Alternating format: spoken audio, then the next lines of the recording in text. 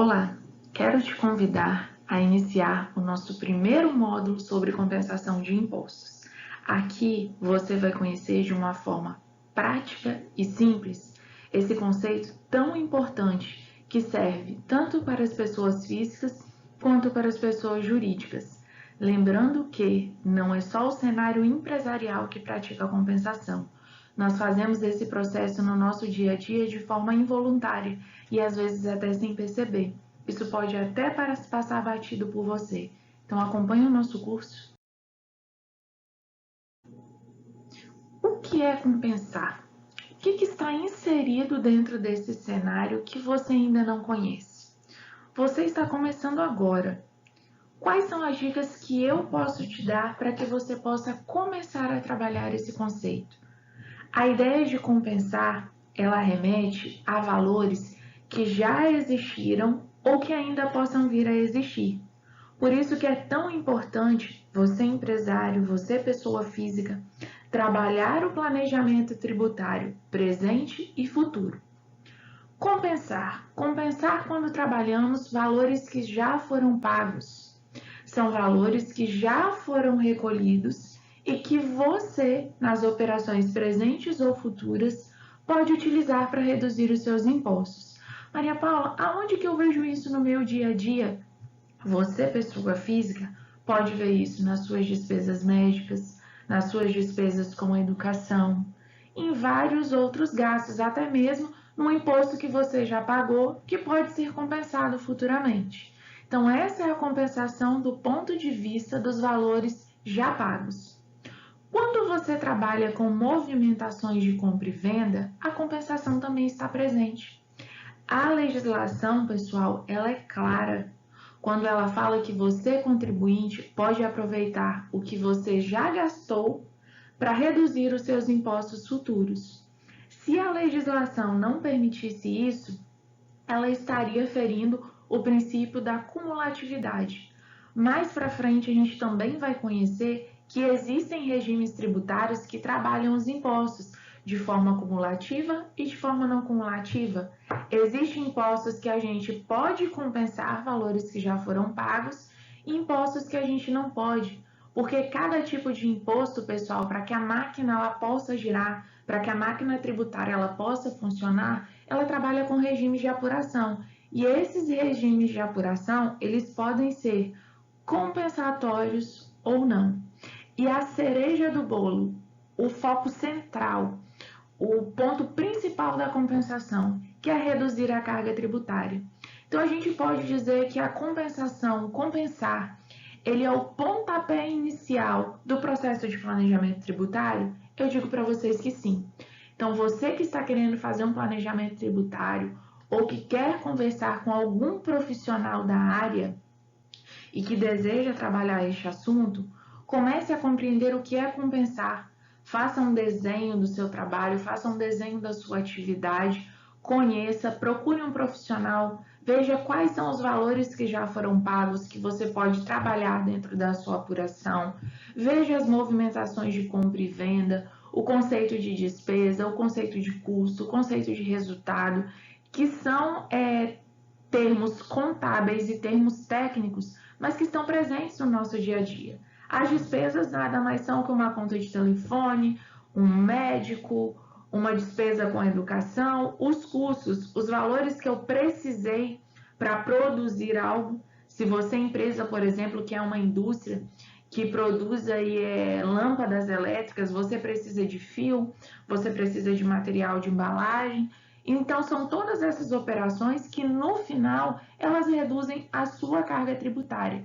Então, conhecer o que é a compensação e entender esse conceito é o pontapé inicial para que você possa começar a trabalhar a redução da sua carga tributária. Quem são, portanto, as pessoas que podem se beneficiar do processo de compensação? Existe uma ilusão que planejamento tributário só deve ser feito para as pessoas jurídicas, mas você, pessoa física, também pode usufruir dos benefícios da compensação. Mas a partir de qual momento eu, pessoa física, tenho que me preocupar com os impostos? Existe um ponto de atenção que, inclusive, no mês de abril, a gente tem que fazer a declaração da pessoa física, que é o imposto de renda da pessoa física. Então, a partir do momento que você, pessoa física, tem que devolver aos cofres públicos algum valor, você necessita de planejamento tributário e tem intrínseco no seu processo diário de recebimento de salário, de recebimento de aluguel, de aquisição de veículos, o mecanismo da compensação. Até mesmo se você for autônomo, você necessita da compensação. Você necessita de um planejamento tributário, porque está presente no seu dia a dia operações que podem te beneficiar, que podem ajudar a reduzir os seus impostos, que podem melhorar a sua participação das informações perante o fisco, porque o fisco ele pode demorar, pessoal, mas um dia ele pode chegar e bater na sua porta. Então não é porque você é pessoa física que você não deve se atentar ao que a legislação permite sobre compensação de impostos. E a pessoa jurídica que está mais suscetível, que está mais presente, que está diretamente mais ligada ao planejamento tributário, porque ela trabalha com operações que são de interesse do governo, seja ele federal, estadual ou municipal. Então, talvez ela trabalhe de uma forma mais direta ao processo de compensação. Mas nada impede que a pessoa física também trabalhe esse mecanismo. Então, quem são os personagens deste cenário da compensação? Tanto a pessoa física quanto a pessoa jurídica. E um ponto importantíssimo que a contabilidade trabalha, que eu não poderia deixar de falar, que às vezes passa batido. Existe muito esse conflito de informações com o patrimônio do sócio da empresa e o patrimônio da pessoa física sócio da empresa. Você, quanto sócio de uma empresa, a empresa faz parte do seu patrimônio. Você, como sócio, pessoa física, você também tem o seu patrimônio.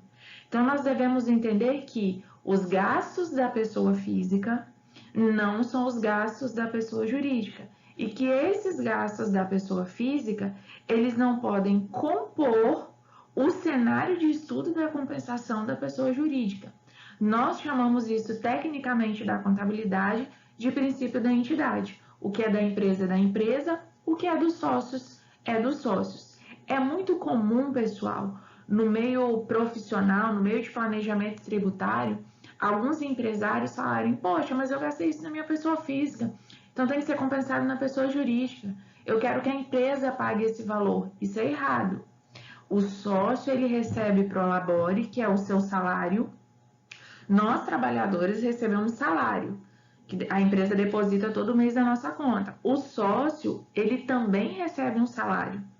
E esse salário se chama prolabore ou distribuição de lucro. E é com esses valores que ele deve pagar as suas despesas pessoais. Então, não é certo que a empresa compre um bem que vai ser para uso do sócio. Quem tem que comprar esse bem é o sócio. Então, esses valores, pessoal, eles não fazem parte do mecanismo da compensação.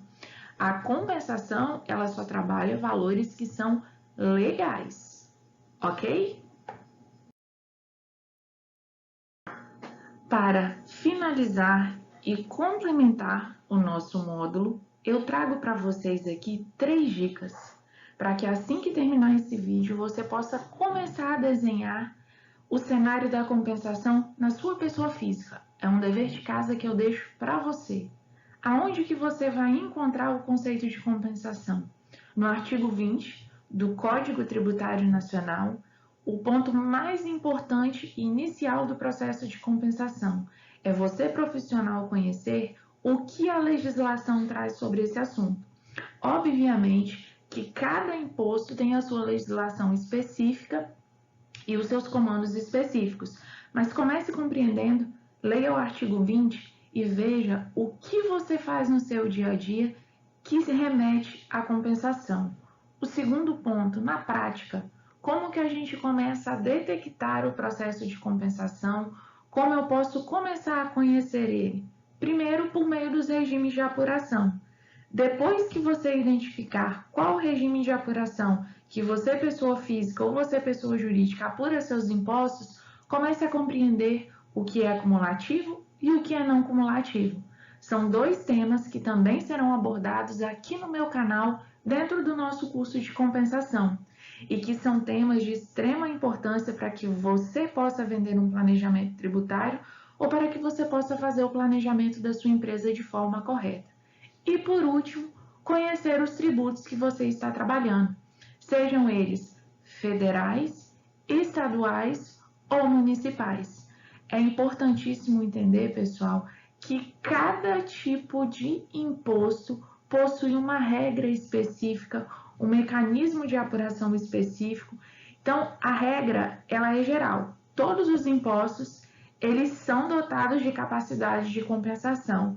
Porém, existem alguns regimes específicos e algumas legislações específicas que não permitem essa compensação, devido à natureza do imposto, devido à competência, à responsabilidade tributária. Então, são temas que a gente tem que procurar conhecer e desenvolver ao longo do processo. No nosso curso, nós vamos trabalhar esses 3 cenários. Vou falar um pouquinho para vocês também nos próximos vídeos sobre Simples Nacional, sobre lucro real, sobre lucro presumido, palavras que trazem um medo muito grande para os profissionais que estão começando agora, mas que são muito simples de conhecer, de aprender, de iniciar o seu processo de conhecimento nessa área. Então fica aí as minhas dicas para vocês nesse primeiro módulo. Assistam os meus vídeos com calma. Se tiverem dúvidas, deixem as suas perguntas nos comentários que eu irei responder para vocês.